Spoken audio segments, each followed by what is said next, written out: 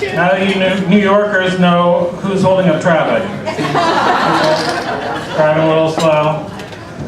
There's a recent traffic study that compared how long it takes people to honk their horn in traffic once the light turns green and the people in front of them haven't gone. In Oregon, on average, we'll wait through an entire cycle. Green, yellow, red, green before we honk. Sure. New Yorkers will honk before the light turns green. In Oregon, we grow beards. You guys have been growing beards for a few years now. And suddenly it's hip. Fuck you guys. We've been doing this for generations. In Oregon, our breath is fresh. Every breath is fresh from a nearby forest. Here, every oxygen molecule goes through an average of 32 other people before it gets to you. And I'm not just talking about your lungs. You're breathing in each other's farts. Manhattan is a 3 million person long human centipede. Both cities, Portland and New York City, have a homeless problem. But I noticed in New York, you guys just walk right on by the homeless. Whereas in Portland, we bike.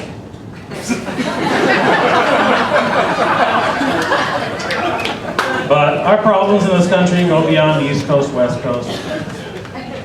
I'd like to be a fly on the wall. I'd like to meet the guy that coined the term Y chromosome, right? Because he had already identified and named the X chromosome. Symmetrical, healthy, reproducing, great. And then you find a chromosome that's like the X, but it's missing a leg. And you identify it as male. Now, anyone with any sense would see that this chromosome is missing 25% of the genetic material that we need to become a decent human being. And he's just like, let's call it a Y chromosome. That's not a thing. But we men are not obsolete, or not yet. We're still good for protection. It's been hundreds of thousands of years we've been protecting women from lions and tigers. But there aren't a lot of lions and tigers now, so what are we doing? We're protecting women from other men. That's not a good reason to keep us around. That doesn't make any sense. But we're not obsolete. We're still good for, let's see. Getting stuff off the top shelf, unscrewing tight jar lids. This has been keeping us going for a few years. I heard that we're still good for getting some of the remaining straight women off. Is that true? No?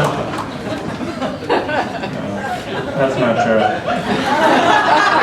I think we all know that job is rapidly being taken over by robots. It's been automated. Ladies, you've outsourced your orgasms to China.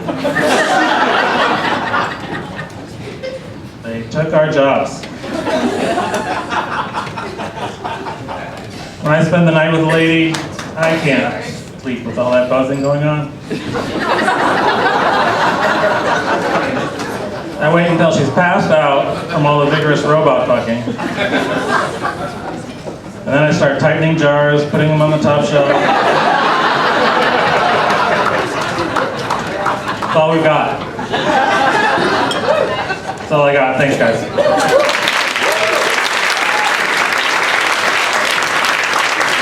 One more time for Matt. Making beards look real good, my friend. Yeah.